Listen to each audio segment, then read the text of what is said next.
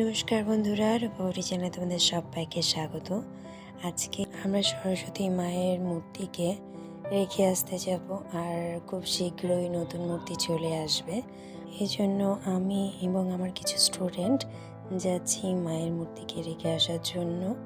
ওরা ভীষণই দুষ্টুমি করছিল রাস্তা দিয়ে যেতে যেতে, কিন্তু একটা বিষয় কি যে পুজোর ব্যাপারে কোনো বাচ্চাকে আলাদা করে বলতে হয় না।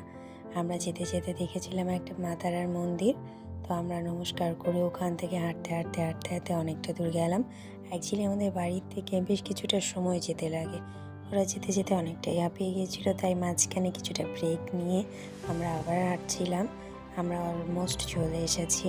আর আমাদের এইখানে এই জায়গাটায় সমস্ত মূর্তিকে এসে রেখে দেওয়া হয়, তো আমরাও এসেছি। এর আগের বছর আমরা এখানে এসেছিলাম।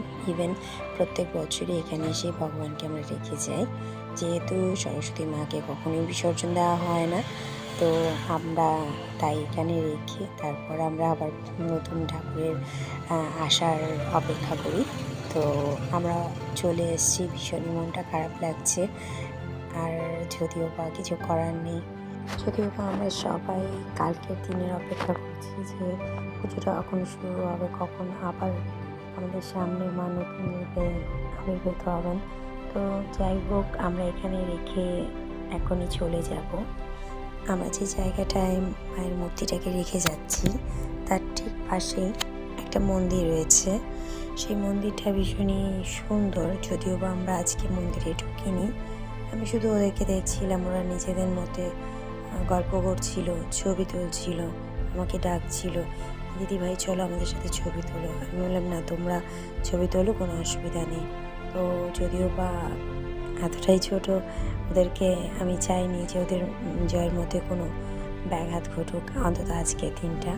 ওরা সবাই চাইছিল আমার সঙ্গে আসতে, তো আমি নিয়ে এসেছি ওদেরকেও। মানে ওদেরও ভীষণ কষ্ট হয়েছে, বাট এই কষ্টের মধ্যে যে এতটা আনন্দ, ওরা এতটা আনন্দ পেয়েছে, বাস তোমাদের হয়তো বোঝাতে পারবো না। কিন্তু মানে ওদের সঙ্গে এসে আমারও অনেকটাই ভালো লেগেছে। কিন্তু আমার একটা জিনিস দেখে ভীষণই কষ্ট লেগেছে। এখানে কিছু মূর্তি রাখা ছিল, যে মূর্তিগুলো মাঝখান থেকে দু একটা মূর্তি উল্টো হয়ে পড়েছিল।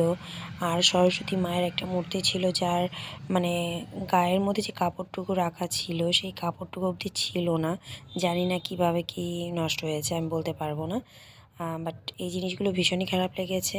লাস্টে রাধা গোবিন্দর মূর্তি মানে গণিতার সঙ্গে দেখে ভীষণ ভালো লাগলো। আজ এই অবধি, বাড়ি যাচ্ছি, টাটা।